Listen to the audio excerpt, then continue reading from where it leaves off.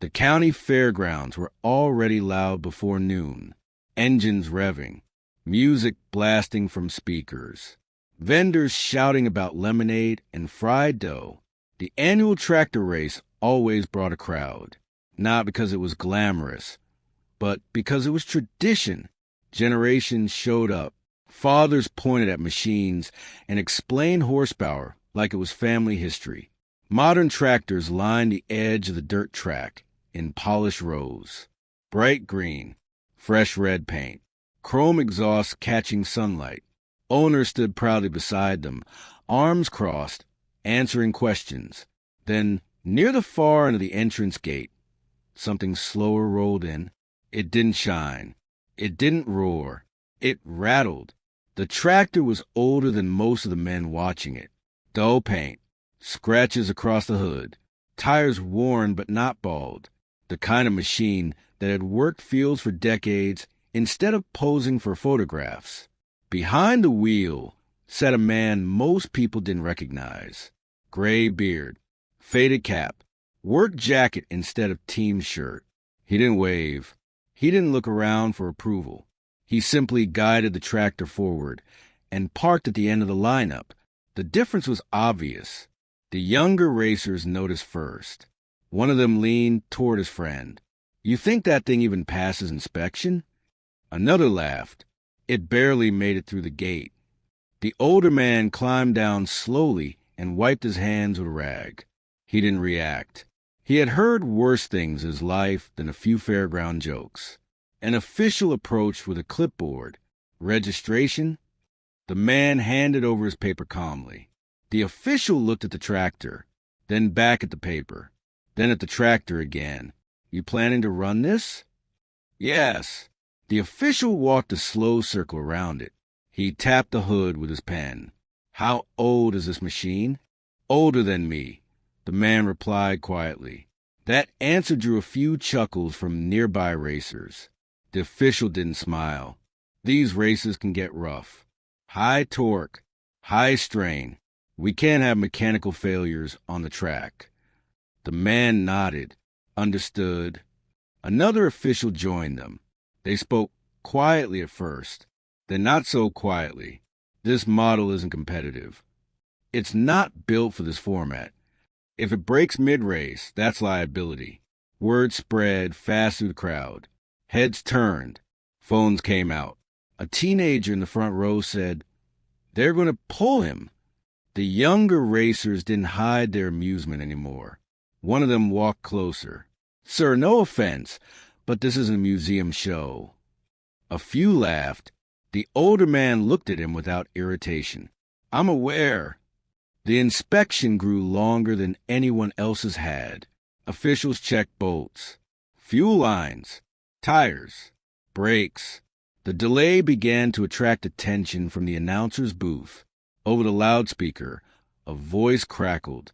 "We're experiencing a brief technical check on one of our entrants." The crowd reacted instantly. Someone shouted, "Send him home." Another yelled, "Scrap metal." The older man rested one hand on the steering wheel, while officials discussed him like he wasn't there. Finally, the head official stepped closer.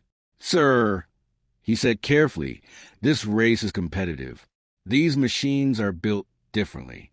We're not confident this tractor can safely complete the run." The implication was clear. "You don't belong here." The younger racer smirked. "Told you." The older man looked down the length of the dirt track. It wasn't glamorous, just packed soil shaped by years of tires and tradition. He had driven fields rougher than that. He had handled seasons harsher than a crowd's laughter. He looked back at the official. "Has it failed inspection?" he asked calmly. The official hesitated. "No." "Then I'll run." The crowd noise dipped for a moment. The officials exchanged glances. Technically, the machine met minimum requirements, but visually it didn't belong. That was the problem. One of the younger racers shook his head. "He won't last a lap." The older man climbed back into the seat. The engine hadn't started yet, but tension had. and all around the track, people were waiting to see how quickly he would prove them right. The officials stepped back, but not far. They didn't trust the machine. Or maybe they didn't trust the man driving it. The announcer's voice returned a little tighter now. Ladies and gentlemen, we're back on schedule. All racers to positions. Engines around him roared to life one by one. Deep, aggressive growls. Turbo whistles. Exhaust smoke curling into the hot afternoon air. Then, at the far end of the lineup, the old tractor turned over. Once, twice, it coughed. A few people laughed immediately. Called it. The engine hesitated for a long second, then caught, not loud, not polished, but steady. The vibration rolled to a frame like it had done 1,000 times before. The sound wasn't impressive, but it wasn't weak either. The older man adjusted the throttle slightly and listened. He wasn't trying to impress anyone. He was listening for something else. Across from him, a bright green tractor revved aggressively. The young driver inside glanced sideways and smirked. This wasn't supposed to be competition. It was supposed to be entertainment. The starter walked to the center of the track and raised the flag. Dust lifted in slow spirals under the heat. The officials watched closely. The flag dropped. Engines exploded forward. The younger racers launched hard, tires digging deep, dirt spraying behind them. Their machine surged ahead instantly, loud and confident. The old tractor moved differently. No violent jump. No screaming RPMs. Just traction. The older man didn't slam the throttle. He eased into it. The front tires rolled clean. No spin. No panic. From the stands, someone shouted, "He's already behind." And he was, but not by much. At the first bend, the younger drivers pushed harder. One of them overcorrected slightly, tires biting unevenly, forcing a quick adjustment. The old tractor entered the turn slower, but smoother. No skid, no jerk, just balance. The crowd noise shifted slightly. Not impressed, but watching. By the middle stretch, the gap hadn't widened the way people expected.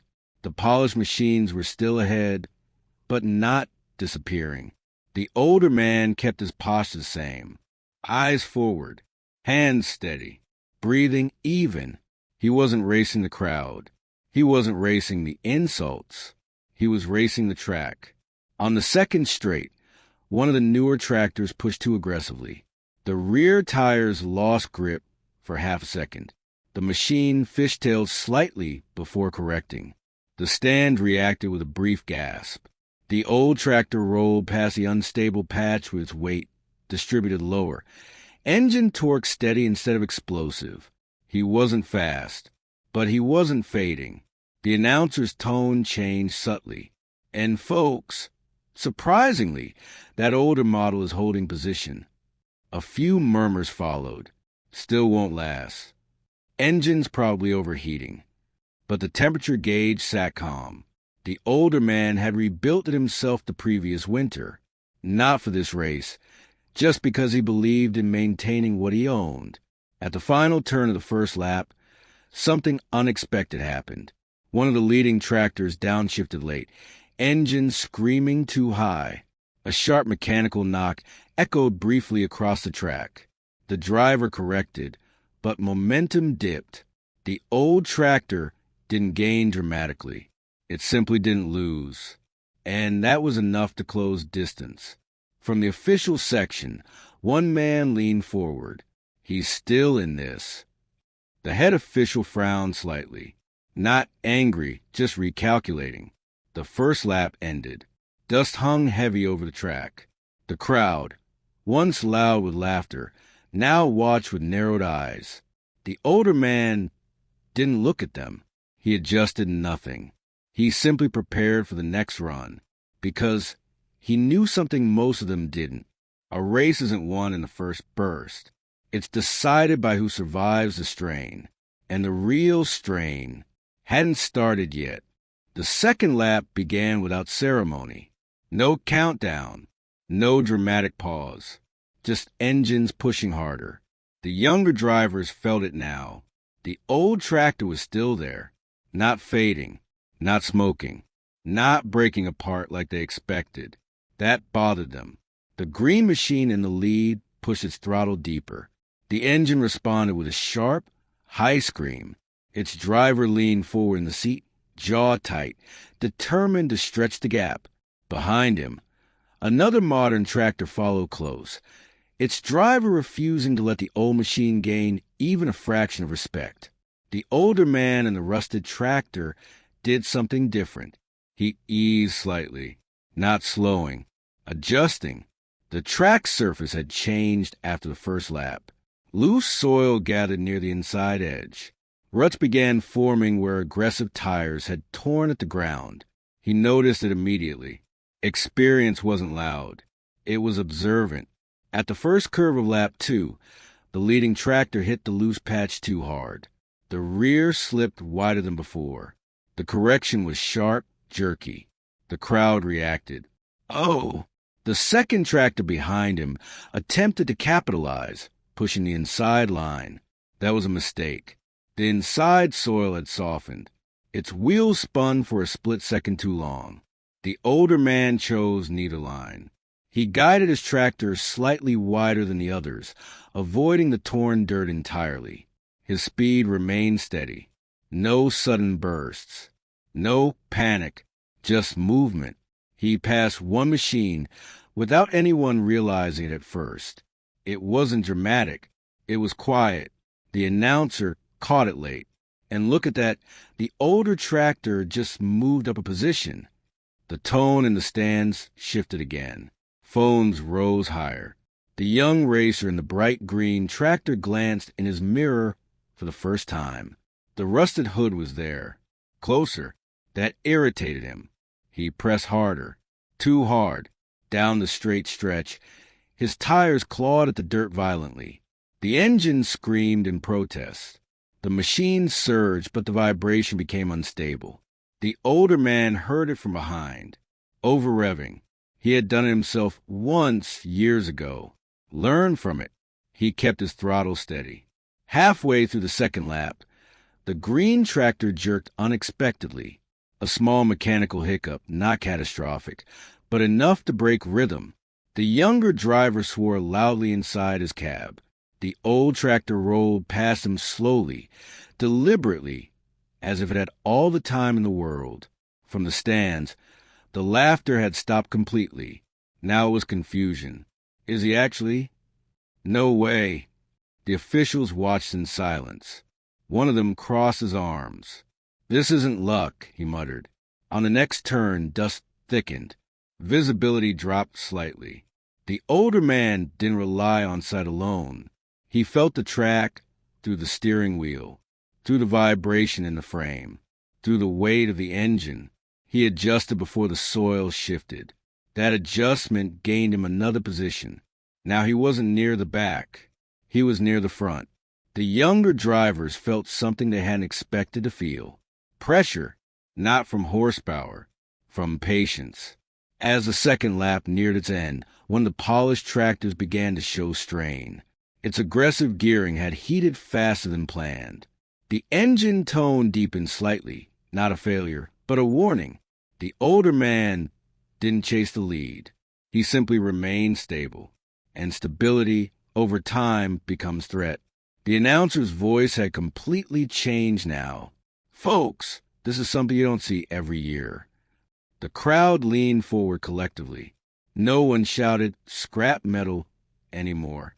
The man they had tried to remove was now competing for the top, and the third lap was about to decide whether this was temporary or permanent. The older man glanced once at the sky. Wind direction had shifted slightly. Dust would move differently now. He adjusted his grip, not because he was nervous, because he was ready. And up ahead, the leaders were beginning to realize something uncomfortable. The tractor they thought wouldn't survive a lap wasn't just surviving.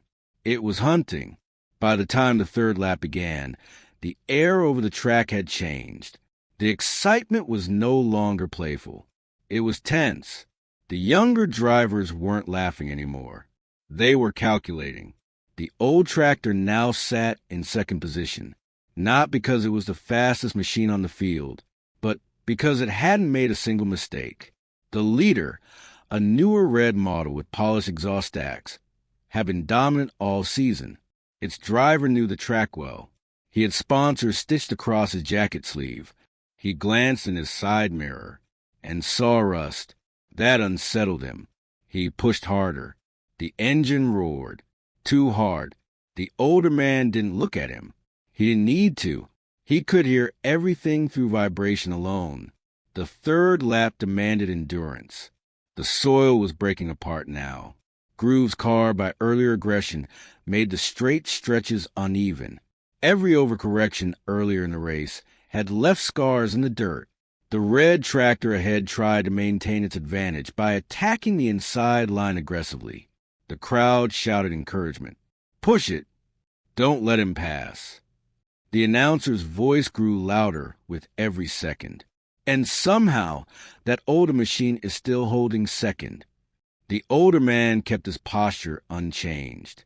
Back straight, elbows relaxed, eyes forward. He wasn't racing to win a crowd. He was racing to outlast strain. At the midpoint of the third lap, the red tractor ahead hit one of the deeper grooves too sharply. The impact jolted the machine. The driver corrected quickly, but momentum dipped just enough. The old tractor closed the gap. Dust rose thick between them. The older man didn't slam forward. He didn't chase recklessly. He waited. The red driver felt him now, felt that quiet presence closing in. So he made a decision. He increased throttle beyond what he'd used earlier. The engine screamed again. The machine surged ahead briefly. The crowd roared, but that surge cost something. Heat, stress, strain. On the final bend of the third lap, a faint grinding noise escaped the red tractor's drivetrain. Not loud enough for most to hear, but the older man heard it. He adjusted his line slightly wider, allowing the leader to stay inside, knowing the inside soil had deteriorated faster. The red tractor hit the soft patch again. This time the correction was larger. Wheels spun, traction dipped, and for the first time in the race, the old tractor pulled even. From the stands, people stood up. No one laughed. No one mocked. Phones were steady now, recording history instead of ridicule. The officials near the edge of the track leaned forward. The head official lowered his clipboard slowly. "This is clean driving," he said under his breath. The two machines ran side by side down the straight. One loud and modern. One older, steady, almost calm. The older man never looked sideways. He never acknowledged the red driver. He just felt the soil beneath him. And when the next bend came, he did something small. He didn't push. He didn't surge. He reduced throttle by a fraction, just enough to maintain grip through the turn while the red tractor fought its own instability. The red machine entered too aggressively again. It slipped wider, and in that controlled, patient arc, the rusted tractor moved ahead. No drama, no dramatic overtake, just position. The announcer's voice cracked. "He's in the lead." For a moment, even the wind seemed to pause. The older man didn't celebrate. He didn't smile. He simply adjusted his grip slightly, because the final lap was about to begin. And the hardest part winning is keeping it. The final lap didn't begin with a roar. It began with silence. Not from the engines. Those were still grinding against the dirt. But from the crowd. The shouting had faded into something tighter. Something watchful. The old tractor was in front. No one had expected that. Not the racers. Not the officials. Not even the younger drivers who had mocked him before the flag dropped. The red tractor behind him was still powerful. Still faster on paper. But its driver was no longer confident. He was reacting. And reacting is never as strong as knowing. The older man felt the weight shift in his machine as the final lap began. The soil had become unpredictable now. 3 laps of aggression had carved it into ridges and loose pockets. He didn't need to look down. He knew the track. The red tractor behind him tried once more to force the inside line. Its engine screamed louder than before, almost angry. The crowd leaned forward again. Don't let him pass. Push it. But the older man didn't defend aggressively. He simply maintained his rhythm. Steady throttle, balanced weight, measured steering. At the first straight, the red tractor attempted to close distance by sheer horsepower. It surged closer, nearly even with the rear wheel of the older machine. For a split second, it looked like the overtake would happen. Then the surface shifted. The red tractor's rear tires bit too deep into a softened patch created by earlier spins. The engine torque overpowered traction. A violent vibration rippled through its frame. The driver fought the wheel. Dust exploded outward. The crowd gasped. The old tractor didn't surge ahead dramatically. It simply stayed stable. And stability under pressure becomes victory. Halfway through the final lap, the gap widened slightly. Not huge, just enough. The officials along the track were no longer concerned about removal. Now, they were witnessing something they hadn't anticipated. One of them murmured, "He never overdrove it." That was the difference. The younger racers had treated the track like an opponent to defeat. The older man treated it like something to understand. On the final curve, the red tractor made one last attempt. Its driver pushed everything left in the engine. The sound was almost desperate now. The older man did the opposite. He eased, not slowing, settling. The tires rolled clean through the bend. No spin, no slide, no panic. As the finish line came into view, the crowd rose to its feet. No laughter, no mockery, only disbelief. The rusted tractor crossed the line first. There was no dramatic explosion of celebration. The engine didn't scream triumph. It simply idled, calm. The red tractor rolled across seconds later, engine ticking loudly from heat. For a moment, no one moved. The announcer stared at the scoreboard. Then his voice came back, almost stunned. Winner, lane 3. The older man lifted his foot from the throttle and let the engine settle into a low hum. He didn't raise his arms. He didn't look toward the stands. He simply shut the engine off, and the silence that followed felt heavier than any applause. For several seconds after the engine shut down, nothing happened. No music, no cheering, no loud commentary, just the sound of hot metal cooling. The older man climbed down from the tractor slowly, the same way he had climbed down before the race began. No rush, no performance. He removed his cap and wiped his forehead with the back of his sleeve.